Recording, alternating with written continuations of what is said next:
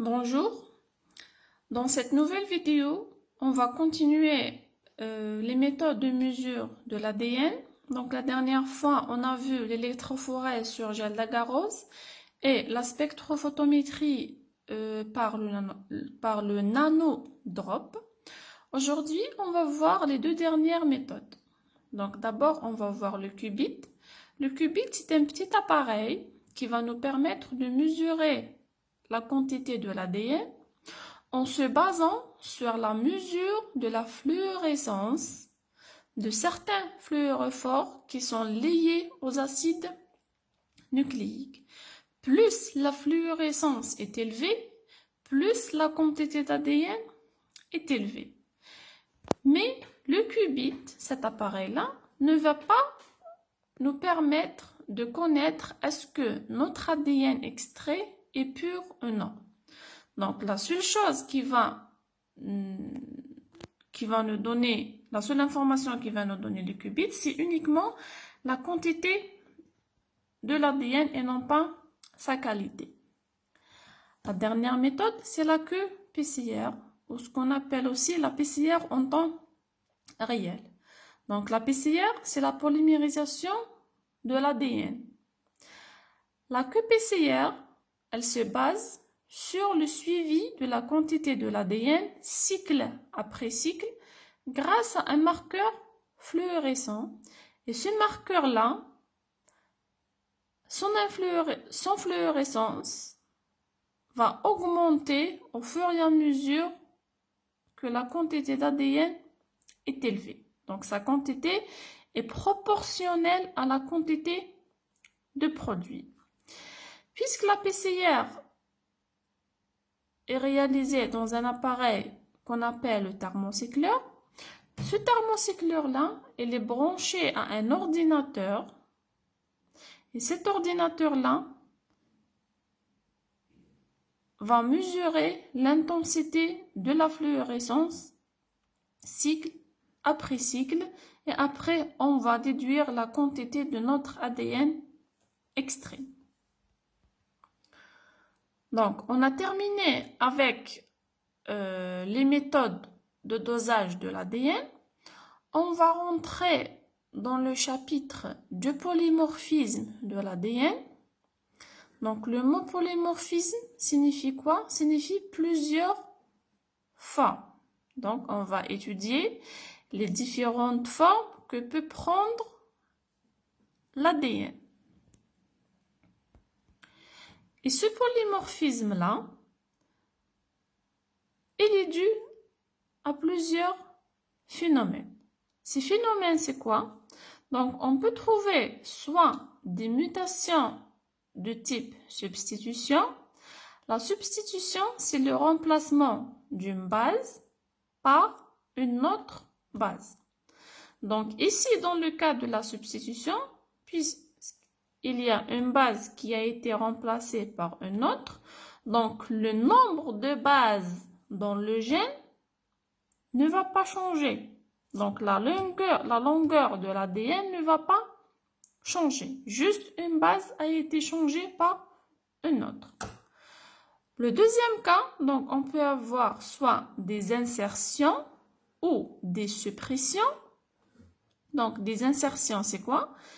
Les insertions, c'est l'ajout d'une ou plusieurs bases dans le gène. Puisqu'il y a des bases qui sont insérées, donc il va y avoir un changement dans la longueur de l'ADN. La même chose pour les délétions ou les suppressions, qui sont la disparition d'une ou plusieurs bases. Donc ici aussi, on va assister à un changement de la longueur de l'ADN.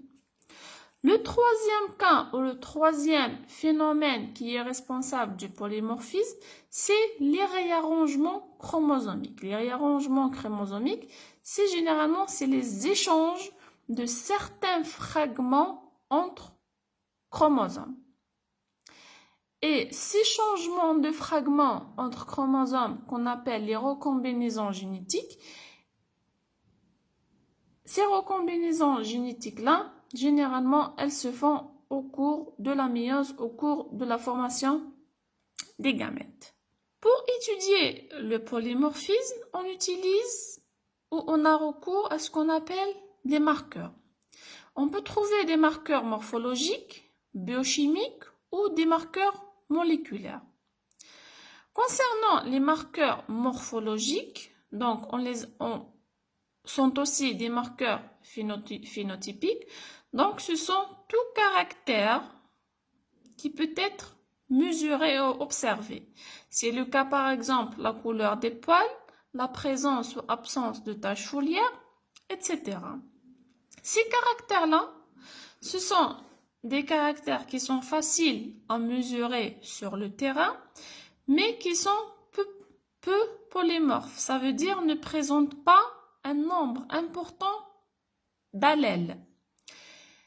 Et aussi, ces caractères-là sont rarement codominants et sont généralement dominants. Donc, on ne peut pas distinguer l'hétérozygote de l'homozygote. Et ils sont généralement influencés par l'environnement.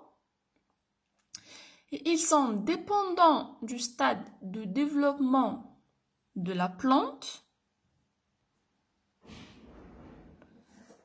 Et dernièrement, ils ne sont pas reproductibles d'une expérience à une autre. Donc ça, c'est ce qui concerne les marqueurs morphologiques. En ce qui concerne les marqueurs moléculaires, donc un marqueur moléculaire ou un marqueur génétique, c'est un gène ou une séquence polymorphe d'ADN. Et ces marqueurs peuvent être utilisés pour différencier les individus, les espèces, les genres et les variétés. Un bon marqueur moléculaire devrait présenter certaines caractéristiques. Et ces caractéristiques, c'est quoi? Donc, un marqueur moléculaire doit être polymorphe. Ça veut dire qu'il possède plusieurs allèles, qu'il a un nombre d'allèles qui est important. Il doit être codominant. La codominance, c'est quoi? La codominance, c'est quand les deux allèles vont s'exprimer en même temps. Donc, on peut distinguer l'hétérozygote des deux homozygotes. Donc, quand on trouve la présence des deux allèles en même temps, donc on peut dire qu'on est dans le cas d'un individu hétérozygote. Donc, un marqueur moléculaire, de préférence, il doit être codominant pour pouvoir distinguer l'individu hétérozygote des individus homozygotes. Un marqueur moléculaire, il doit être non épistatique, donc ça veut dire qu'il n'y a pas d'interaction entre les locus. Il doit être neutre, ça veut dire son polymorphisme n'a pas d'effet sur la variabilité phénotypique, sur la variabilité morphologique. Et aussi, ce marqueur moléculaire, il doit être insensible au milieu, ça veut dire le génotype de ce marqueur-là peut être inféré à partir du phénotype, quel que soit le milieu. Donc, le milieu ne va pas influencer sur ce marqueur-là. Et il doit être reproductible d'une expérience à une autre. Ça veut dire que, par exemple, si on fait une première expérience, on obtient certains résultats. Si on refait une deuxième expérience, on devrait trouver les mêmes résultats. Donc, c'est ça ce que ça veut dire reproductible d'une expérience à une autre.